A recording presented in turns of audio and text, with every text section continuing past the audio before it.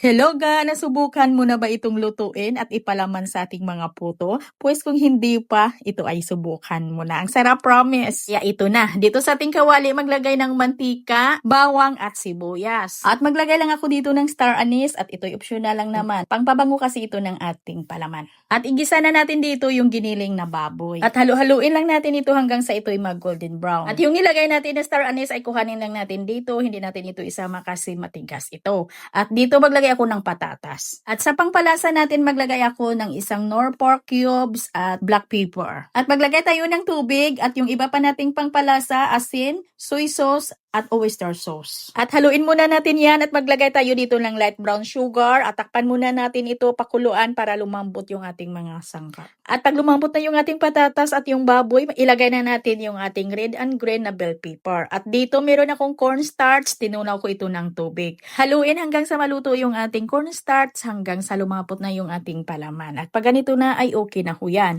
At ang mga sukat ng ating mga ingredients dito sa ating recipe ay ilagay lang natin sa ating capsule. At ilipat ko ito sa isang lagayan para madali lang lumamig. At lagyan ng cheese na hiniwa lang natin ito ng mga maliliit. At isit aside lang muna natin. Gawa naman tayo ng ating mixture. So dito sa ating mixture ay maglagay ng white sugar, vanilla extract at itlog. At maglagay ng mantika at haluin muna para mabati yung itlog. At maglagay na ng evaporated milk at tubig. At haluin muna natin ito ng mabuti para matunaw yung ating mga dry ingredients. At dito na maglagay na tayo ng ating all-purpose flour. At maglagay tayo ng baking powder at suka. Yung white vinegar natin na dato puti. Kung ano bang purpose nito ay mga gaay nakapagdagdag lambot talaga ito ng ating mixture. Ang lambot ng ating puto pag maglagay tayo ng suka. Haluin lang natin ito ng mabuti hanggang sa kuminis yung mixture natin.